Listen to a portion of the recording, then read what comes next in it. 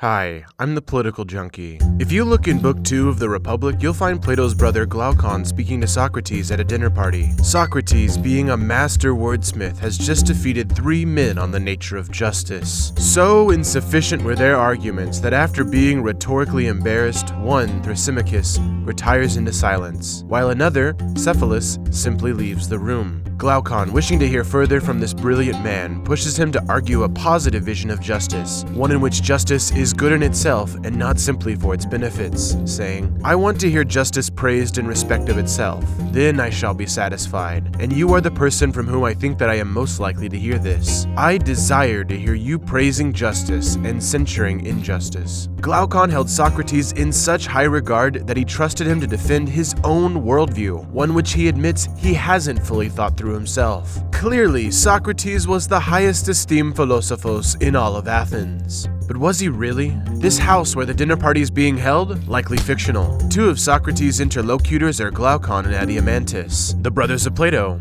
but of whom we have no further historical record other than this book itself. Speaking of the book, despite it being presented from the first-person perspective of Socrates, wasn't written by Socrates. For example, the first line, "I went down to the Piraeus," signifying Socrates' descent from the philosophical Acropolis in Athens to a rougher area near the ocean. These weren't his own words, but those of Plato decades after it supposedly occurred. It's doubtful any of this ever occurred, or if it did, that it transpired remotely like that portrayed. Furthermore, Socrates wrote no books himself, and there is no official record of his activities or execution. Could the historical evidence cast doubt on the existence of Socrates? Was the founder of Western philosophy a fictional creation? To answer this question, you and I need to go deeper with this topic and address 2 problems. 1, is there evidence that Socrates existed? And 2, was he anything like the logical savant we've come to know through Plato's representations of him?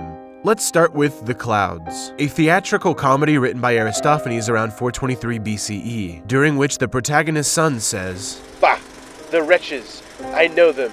You mean those quacks with pale faces, those barefoot fellows, such as that miserable Socrates." Here you can see a very different portrayal of Socrates than the one we met in Plato's Republic, a dirty, miserable fellow. But what we also have is the only primary evidence on Socrates' existence written by someone during his purported lifetime. Additionally, from someone, Aristophanes, who knew Socrates over 2 decades before his execution. Though The Clouds is meant to lampoon Socrates for impious sophistry, we'll come back to that later, it would be hard for a playwright to make fun of a public figure who didn't exist. We have 2 other primary sources on Socrates, one being the historian Xenophon, and the other Plato, who we mentioned earlier.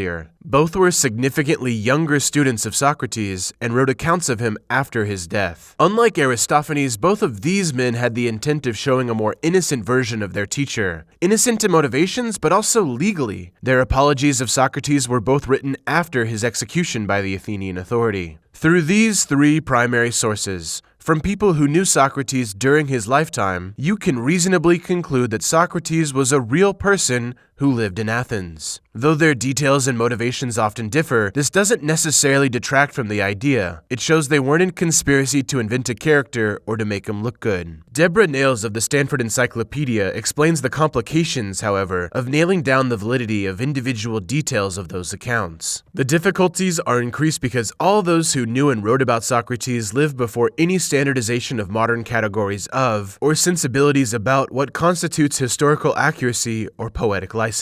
As such, historians have literally been debating for thousands of years over which biographical details of Socrates constitute reality. By seeing where there is agreement between the texts, or at the very least a lack of contradictions, we can posit a basic few facts about Socrates' life. According to Arthur Herman in The Cave and the Light, we know, for example, that Socrates was born in Athens in 470. Most historians say 469 BCE. We know he was the son of Sophroniscus and Phanerete. He married an Athenian woman, Xanthippe, who bore him a son and 2 children who were infants in arms when he died. He had never left the city's environs until middle-aged compulsory military service in the Peloponnesian War took him to northern Greece. Finally, we know Socrates was sentenced to death for blasphemy and corrupting Athens' young men. I want to add one extra detail here, and that is author William J. Pryor, in A Companion to Plato, says that details of Socrates' military service come in only one source text, in this case, Plato. We can also say with great confidence that Socrates was a teacher who enjoyed interrogating the knowledge of his students. Even the bumbling idiot parody of Socrates from the clouds was seen interrogating his students over whether a flea's sound, its buzzing, came from its mouth or its ass. Which leads us to our second question. Socrates was, that is, he lived, but how was he? What were his personality traits and his beliefs? The source texts vary widely when it comes to these issues, which is why dispute over them have been dubbed the Socratic Problem. All three authors portray Socrates as someone who asks lots of questions, and all three show Socrates identifying the ignorance of the people he encounters. But differences abound. Was he rude and dirty? Farting Socrates from Aristophanes? Yes. Plato describes him as an ugly drinker. Legend has it that even Xenophon met his teacher the first time because Socrates blocked his way through a narrow alley with a stick. So yes, he was likely eccentric. Did Socrates reject the Greek gods as accused by the authorities? Xenophon says that Socrates was a believer and traditionally pious. This was probably in response to part of Aristophanes' caricature of Socrates, his rejection of Zeus in the clouds. Zeus? What Zeus? Are you mad? There is no Zeus. What are you saying now? Who causes then the rain to fall? Answer me that. Why these, and I will prove it. Have you ever seen it raining without clouds? Eh? Let Zeus then cause rain with a clear sky and without their presence. By Apollo!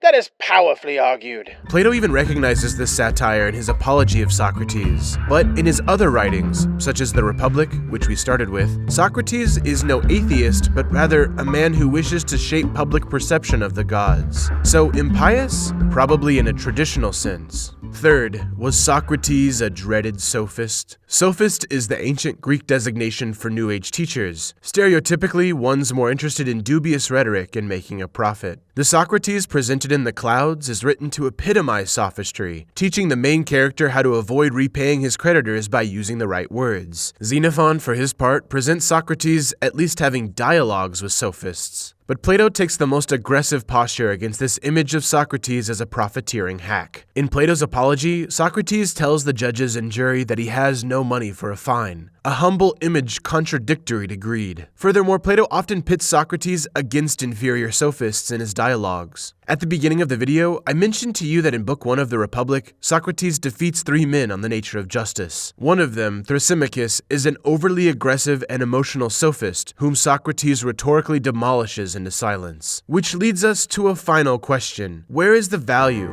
in deducing these details of Socrates' life? Is it enough to say, as others have, that we don't know and it doesn't matter? That most of what we perceive of Socrates is romanticism from Plato, putting his teacher up on a pedestal? Shortly after the thrashing of Thrasymachus, in the same dialogue, Glaucon turns to Socrates and describes 3 types of good. The first kind, which are good in themselves, independent of their consequences, as, for example, harmless pleasures. They serve no higher purpose, but they feel good. A second type of good, that which is disagreeable at the moment, like exercise or going to the doctor, but which provides serious benefits. And a third kind, the highest class. Those goods which we both welcome for their own sake, but also bring reward, such as acquiring knowledge or having sight. By diving into these larger questions, we too, like Socrates, are going down from the Acropolis to the Piraeus. Gaining knowledge is both pleasurable and brings benefits, and therefore we, accepting Glaucon's premise, are partaking in the most enriching type of good.